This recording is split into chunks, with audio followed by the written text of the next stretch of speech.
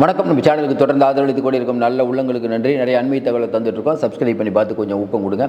இப்போ நம்ம பார்க்க போகிறது தேர்தல் ஆணையத்துக்கு ஷாக் கொடுத்த உச்சநீதிமன்றம். ஷாக்கு விட உத்தரவை போட்டிருக்காங்க. என்ன உத்தரவு? ஏற்கனவே பெரும்பாலானவங்க இன்றைக்கி இந்தியா முழுக்க பார்த்தீங்கன்னா பெரும்பாலான மக்கள் தேர்தல் ஆணையத்துக்கு ஒரு கடிவாளம் போடணும், தேர்தல் ஆணையம் ஒரு நடுநிலையான அமைப்பு அப்படின்னு சொல்லிக்கிட்டு மோடிக்கு ஆதரவாக செயல்படுகிறது. எலக்ட்ரானிக் மிஷினில் பிரச்சனை, அதுக்கப்புறம் பார்த்திங்கன்னா இஷ்டத்துக்கு இவங்க படிவம் 17C அதில் நிறைய முறைகேடு நடக்குது. விவிபேடை எண்ண மாட்டுறாங்க, பேருக்குன்னு சில இடத்துல எண்ணுறாங்க. அதுக்கப்புறம் பார்த்திங்கன்னா ஓட்டு பதிஞ்சது ஒன்று, சொல்கிறது ஒன்று, இப்படி மாற்றி மாற்றி சொல்கிறாங்க. இப்படி பலவிதமான விஷயங்கள் நம்ம தொடர்ந்து நிறைய விஷயம் பார்த்துட்ருக்கோம். ஹரியானா தேர்தல் என்னாச்சு, அப்புறம் நம்ம மகாராஷ்டிரா தேர்தல் என்னாச்சு, இதெல்லாம் நம்ம பார்த்துட்ருக்கோம். இப்படிப்பட்ட சூழ்நிலையில் இது உச்சநீதிமன்றத்தில் ஏற்கனவே போடப்பட்ட ஒரு வழக்கு. என்ன வழக்கு? ஜெயராம் ரமேஷ் போடுறார். கொஞ்ச நாளைக்கு முன்னாடி தேர்தல் ஆணையம் ஒரு முடிவு பண்ணுது. என்ன முடிவு பண்ணுது? அதாவது வாக்காளர்களுடைய பெயர், அவர் எவ்வளோ சொத்து மதிப்பு, இது சம்பந்தமான விவரங்கள் மட்டும் மக்கள் பார்க்கலாம். ஆனால் வாக்களிக்கக்கூடிய இடம், அங்கே இருக்கக்கூடிய சிசிடிவி பதிவுகள், இதெல்லாம் நாங்கள் அழிச்சிருவோம், அதாவது எரேஸ் பண்ணிடுவோம் அப்படின்னு சொல்கிறாங்க. உடனே இது நம்ம சட்டத்துறை அமைச்சருக்கு போது அவரும் ஓகே சொல்கிறார். எல்லாருக்கும் ஒரு சந்தேகம் இருக்கலாம், என்னங்க அது, எதுக்கு இவ்வளோ வேகமாக அந்த சிசிடிவி கேமராலாம் எதுக்கு அழிக்கிறாங்க, என்ன காரணம், இதில் என்ன தான் உள்நோக்கம்? ஏன்னா உள்நோக்கம் இல்லாமல் பிஜேபி எதுவும் பண்ணாது. இவ்வளோ நாள் அதாவது நம்ம வாக்குப்பதிவு இந்த எலக்ட்ரானிக் மிஷினில் ஆரம்பித்து 4-5 தேர்தல் ஆச்சு.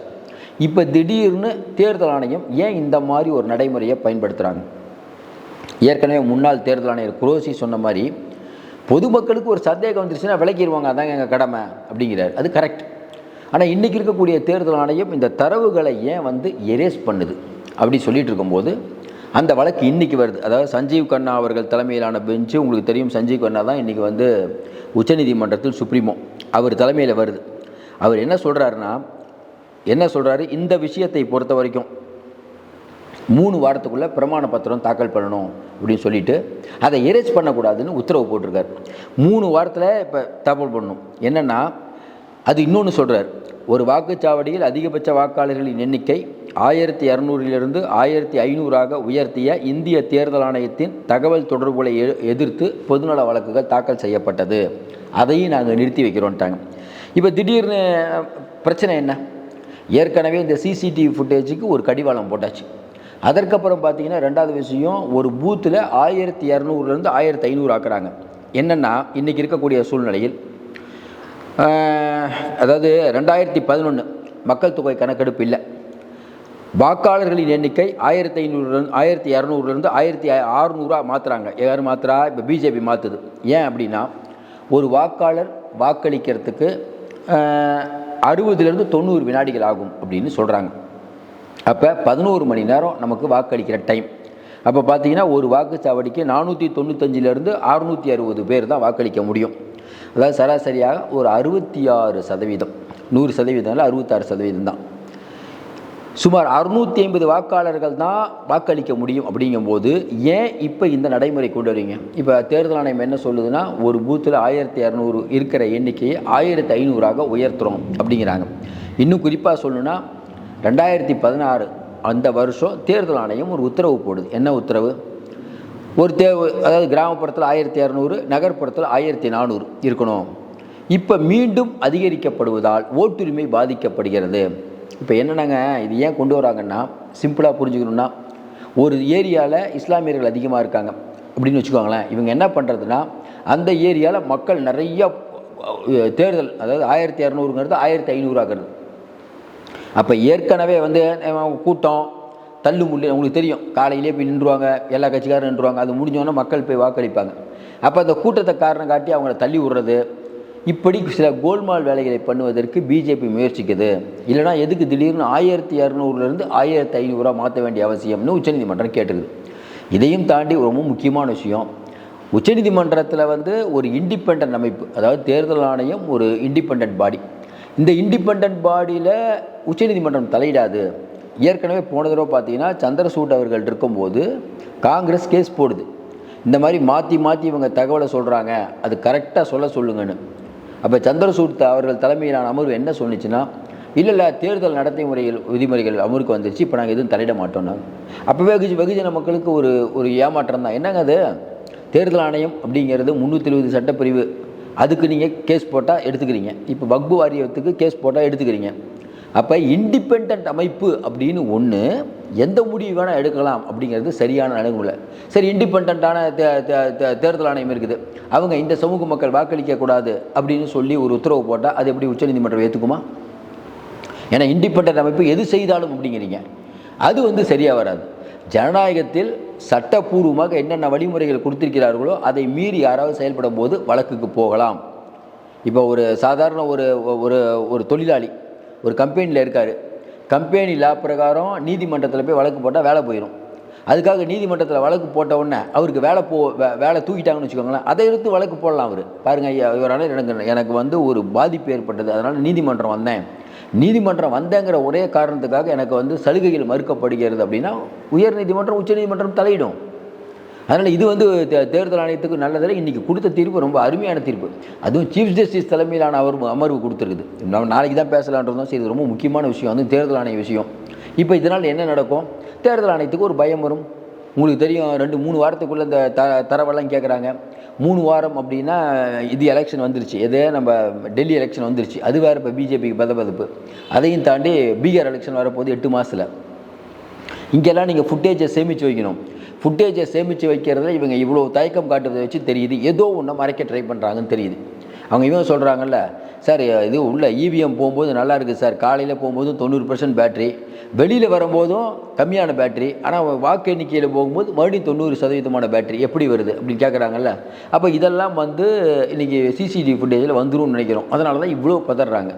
சரி, இதில் என்ன பிரச்சனை, தேர்தல் ஆணையர்கள் 3 பேரில் இப்போ என்னென்னா புதுசாக இப்போ அதில் ஒருத்தர் வெளியில் போக போகிறார் பொழுது புதுசாக ஆளை போடணும். இப்போ அதற்கான வேலைகள் நடந்துட்டு இருக்குது. இப்போ என்ன சிக்கல் வருது அப்படின்னா, இன்றைக்கி இருக்கக்கூடிய தேர்தல் ஆணையர்கள் அப்படின்னு இவங்க நிறையா சில வேலைகள்லாம் பண்ணுறாங்க.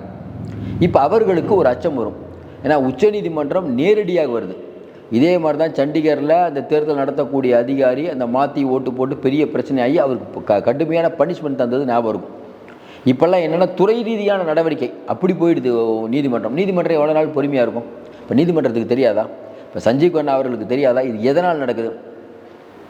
அவரும் கூட இருந்து தான் தேர்தல் ஆணையம் நியமிக்கணும். அவரை கரெக்டாக அந்த போஸ்ட்லேருந்து மோடி எடுக்கிறார். அப்போ எப்பயுமே இப்போ நீதித்துறை நாடாளுமன்றம் ரெண்டுக்கும் ஒரு ஈகோ கிளாஸ் இருக்கான இப்போ இருக்குது. மோடி வந்ததுக்கு பிறகு உச்சநீதிமன்றத்துக்கு மீறி தான் செயல்படணும்னு நினைக்கிறார். அதனுடைய விளைவு தான் சந்திரசூட் அவர்கள் வீட்டுக்கு போய் விநாயகர் சதுர்த்திக்கு போகிறாரு. அவரும் இவரும் 2 பேரும் ரொம்ப நட்புறவாக இருக்காங்க.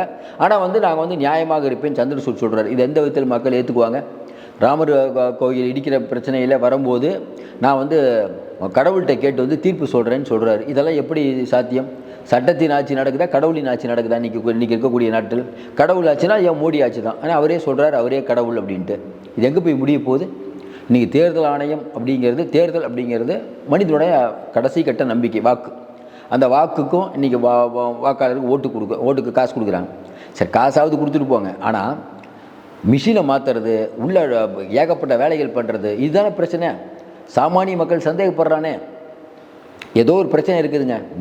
இவிஎம் இருக்க வரைக்கும் மோடி ஜெயிப்பாருங்க சொல்கிறாங்களா இல்லையா வெளியில் மக்கள்? இப்போ ஜெகன்மோகன் ரெட்டி சொல்ல ஆரம்பிச்சிட்டாங்க, நிறைய பேர் சொல்ல ஆரம்பிச்சாங்க, காங்கிரஸ் தான் சொன்னிச்சு, எல்லாம் சொல்ல ஆரம்பிச்சிட்டாங்க. அப்படிப்பட்ட சூழ்நிலையில் தொடர்ந்து சரி அப்படி சொல்கிறாங்களே எல்லாரும், இப்போ தேர்தல் ஆணையம் என்ன பண்ணணும்?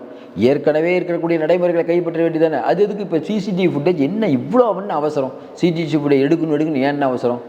ஏன்னா பீகார் மாதிரி இடத்துல உங்களுக்கு தெரியும், சிசிடிவி அப்படி இது தூக்கிட்டு போயிடுவாங்க. இது வாக்குச்சாவடியில் உள்ள புது அந்த இவிஎம்மே தூக்கிட்டு போயிடுவாங்க. அப்போ யார் தூக்கிட்டு போகிறது? இப்போ போகிற போக்கெல்லாம் பார்த்தா இந்த சிசிடிவி மேட்டரில் இவங்க இவ்வளோ கண்ணாக இருக்கிறத பார்க்கும்போது பெரிய விஷயத்துக்கு அடி போடுறாங்க. இன்னொன்று எதுக்கு பயப்படுறாங்கன்னு சொல்கிறாங்கன்னா, இல்லைங்க என்றாவது ஒரு நாள் உண்மை வெளிவரும். என்னென்னா இப்போ மகாராஷ்டிராவில் ஏற்கனவே இவங்க பண்ண தில்லுமுல்லாம் வெளிச்சத்துக்கு வரும். ஹரியானாவில் என்ன பண்ணாங்கன்னு தில்லுமுள்ளு வெளிச்சத்துக்கு வரும். அந்த சிசிடிவி ஃபுட்டேஜ்லாம் இன்னும் இருக்குது. அது ஒரு நாள் உச்சநீதிமன்றம் இல்லை சிசிடிவி ஃபுட்டேஜை நீங்கள் வெளியிடுங்கன்ட்டா பிரச்சனை வந்துடும். எப்படி எஸ்பிஐ விஷயம் நம்ம பேங்க் விஷயத்தில் நீங்கள் இந்த எலக்ட்ரல் பாண்ட் விஷயத்தை கொடுங்கன்னு சொல்லி 3 நாளில் கொடுக்குறேன்னு சொல்லிட்டு 3 மாதம் டைம் கேட்டு அதெல்லாம் கொடுக்க முடியாது, ஒரே வாரத்தில் கொடுங்கன்னு கொடுத்தாங்க. அதுவும் தப்பாக மாற்றி கொடுத்தாங்க. அப்போ இருக்க உச்சநீதிமன்ற நீதியரசர் சந்திரசூட் பெருசாக நடவடிக்கை எடுக்கல, கண்டனத்தோடு முடிச்சிட்டார். இன்றைக்கி இருக்கக்கூடிய நிலைமை அப்படி இல்லை. ஏன்னா ஜஸ்டிஸ் நாகச்சந்திரா அந்த அம்மா வந்து 2 நாளைக்கு முன்னாடி கொடுத்த தீர்ப்பு என்ன, இந்தியா இந்து நாடுன்னு யார் சொன்னது கேட்டாங்களா இல்லையா? நேற்று நம்ம கேரளா உயர்நீதிமன்றம் கொடுத்தது. இந்தியா அப்படிங்கிறது எல்லாத்துக்குமான நாடு. இப்படி தொடர்ந்து நீதியரசரே சொல்ல ஆரம்பிச்சிட்டாங்க. ஏன்னா அலகாபாத்தில் இருக்கக்கூடிய ஒரு நீதிபதி சொல்கிறார், இல்லை பெரும்பான்மையான மக்கள் வந்து சிறுபான்மை மக்கள் அடங்கி போகணுங்கிறார். அவர் மேலே நீதிமன்ற அவமதிப்பு போடுறாங்க. ஏன்னா இன்றைக்கி நடுநிலையான பல நீதியரசர்கள் இருக்காங்க. நீதிமன்றம் உண்மையிலே சொல்கிறோம், நீதிமன்றம் அப்படிங்கிற ஒன்று இருக்கிறதுனால தான் பல உண்மைகள் வெளிச்சத்துக்கு வருது, பழசெல்லாம் சுமோட்டாவாக எடுக்கிறாங்க. இப்படிப்பட்ட சூழ்நிலையில் தேர்தல் ஆணையத்துக்கு இதனால் என்ன அழுத்தம் வரும்னா, ஏற்கனவே இருக்க பதிவுகளை இவங்க எரேஸ் பண்ணிட முடியாது. இவங்க வேற ஒரு கணக்கு போட்டாங்க, இந்த இந்த ஃபுட்டேஜெல்லாம் எரேஸ் பண்ணிடலாம், அது வேகமாக எரேஸ் பண்ணலாம். ஏன்னா வந்து இவங்க ஒப்புதல் கொடுத்துட்டாங்க, சட்டத்துறை அமைச்சர் உடனே ஒப்புதல் கொடுக்குறாரு. அது எப்படிங்க கவர்மெண்ட் ஆஃபீஸ் இவ்வளோ வேகமாக நடக்கும்? தேர்தல் ஆணையம் ஒரு விஷயத்தை சொல்லுது, உடனே வந்து சட்டத்துறை அமைச்சர் ஓகே கிராண்டட் அப்படிங்கிறார். இதே மாதிரி தான் ஒரு ஐஏஎஸ் அதிகாரி பணியிலேருந்து ரிசைன் பண்ணுறாரு. அதாவது வயசு இருக்குது, நிறுத்துறாரு. உடனே என்ன பண்ணுறாங்க, ஜனாதிபதிக்கு கோப்பு போகுது, அவரை வந்து ரிலீவ் பண்ணுறாங்க. உடனே அவரை தேர்தல் ஆணையர் ஆகிறதுக்கான வேலையை பார்க்குறாரு மோடி. எப்படி இது நடக்குது? அப்போ எப்படி இவ்வளோ ஃபாஸ்ட்டாக அரசாங்கம் இயந்திரம் வேறு யாருக்காவது வேலை செய்யுமா? இவர்களுக்கு மட்டும் எப்படி வேலை செய்யுது? அதனால் தேர்தல் ஆணையத்தை பொறுத்த வரைக்கும் நம்ம ஏற்கனவே சொல்கிற மாதிரி சிப்பு மேட்டர்லேருந்து, இவிஎம் மேட்டர்லேருந்து, சிசிடிவி மேட்டர்லேருந்து, இன்னும் குறிப்பாக இவங்க மாற்றி சொன்னது புள்ளி விவரத்துலேருந்து எல்லா விஷயத்துலையும் இவங்க வெகுவாக மாட்டிகிட்டு இருக்காங்க. ஏன்னா இவங்க ஒவ்வொரு விஷயமும் சந்தேகம் எழுப்பக்கூடிய விஷயமாகுது. அப்போ ஏற்கனவே இருந்த நடைமுறையை பின்பற்றும் நடைமுறைகளே மாற்றுகிறார்கள். அப்படிங்கும்போது ஒரு பதட்டத்தில் இருக்கிறார்கள். அந்த பதட்டத்தின் வெளிப்பாடு தான் ஏற்கனவே அவர்கள் வந்து தேர்தல் ஆணையத்தை வந்து உடனடியாக இந்த சட்டம் போட்டது. இன்றைக்கி உச்சநீதிமன்றம் வந்து உத்தரவு போட்டிருக்காங்க. ரொம்ப நல்ல உத்தரவாகவே நம்ம பார்க்குறோம். ஏன்னா இந்த விஷயத்தை பொறுத்த வரைக்கும் காங்கிரஸுக்கு மட்டும் இல்லைங்க, எந்த கட்சிக்கும் ஒரு புதிய தெம்பை கொடுக்கும். ஏன்னா உச்சநீதிமன்றம் அப்படிங்கிறது ஒரு நல்ல முடிவை எடுத்திருக்காங்க. இனிமேல் இந்த சிசிடிவி ஃபுட்டேஜ் ஏன்னா சிசிடிவி ஃபுட்டேஜ் தான் நீங்கள் கேமரா உள்ளே கொண்டு போகிறது. மிஷினை உள்ளே கொண்டு போகும்போது ரெக்கார்டிங் இருக்கும்ல, மிஷினை வெளியில் கொண்டு போகும்போது ரெக்கார்டிங் இருக்கும்ல. இப்போ என்ன சிக்கலாகும், அதில் என்ன நடந்தது? ஏன்னாங்க இன்றைக்கி இருக்கக்கூடிய நிலைமையில் நம்ம உறுதியாக நம்புகிறோம், பிஜேபி தேர்தல் ஆணையம் இந்த ரெண்டும் இந்த சிசிடிவி ஃபுட்டேஜில் ஏதோ ஒன்று பண்ணுறாங்க. அதில் மாற்று கருத்தே இல்லை. என்ன நம்ம உள்ளே தெரியல. ஆனால் இந்த சிசிடிவி ஃபுட்டேஜ் அளிப்பதற்கான காரணம் பல மர்மம் அங்கிட்டு இருக்கிறது. இது கண்டிப்பாக வந்து கபில் சிபிலுக்கோ சிங்விக்கோ தெரியும். இதெல்லாம் அடுத்தடுத்து ஒவ்வொன்றா வரப்போகுது. ஒன்று எடுத்துட்டா போதும். இப்போ அதாவது மகாராஷ்டிராவையோ இல்லை ஹரியானாவையோ இவங்க தூக்குனாங்கன்னா இவங்க வண்டவாளம் தெரிஞ்சிடும். அதுக்கப்புறம் பெரிய பிரச்சனை. அதை மறைப்பதற்கான வேலையெல்லாம் பண்ணிட்டு இருக்காங்க. என்ன ஒன்று தேர்தல் ஆணையத்தில் மாட்டிக்கிச்சுன்னா இப்போ இருக்கக்கூடிய தேர்தல் ஆணையருக்கெல்லாம் மிகப்பெரிய பின்னடைவு ஏற்படும். கேரியர் போயிடும். நீங்கள் சொல்லலாம் வயசாகி போச்சு சம்பாதிச்சிட்டாங்க அப்படின்னு, இது வேறு மாதிரிலாம் போகுங்க. அதனால் இது அவங்க மாட்டினாங்கன்னா அப்புறம் உலக நாடுகள்லாம் பார்த்துட்ருக்குது. அதனால் பெரிய பிரச்சனை வரும். அதனால் இந்தியாவினுடைய ஜனநாயகத்தின் முக்கிய அம்சமான தேர்தலையும் இவங்க எந்த அளவுக்கு தில்லுமுள்ளு பண்ணுறாங்கிறது வெளியில் தெரிஞ்சால் அது இந்தியாவுக்கு தான் கெட்ட பேர். இந்தியாவுக்கு கெட்ட பேர் வந்ததெல்லாம் இவங்க பெருசாக எடுத்துக்க மாட்டாங்க. ஏன்னா காந்தியாரை கொன்ற கும்பல், இதை பற்றி நம்ம என்ன பேசுறது. ஆனாலும் தேர்தல் ஆணையத்துக்கு உச்சநீதிமன்றம் ஒரு சரியான ஒரு உத்தரவை போட்டிருக்கிறது தான் நம்புகிறோம். மீண்டும் சந்திப்போம். நன்றி, வணக்கம்.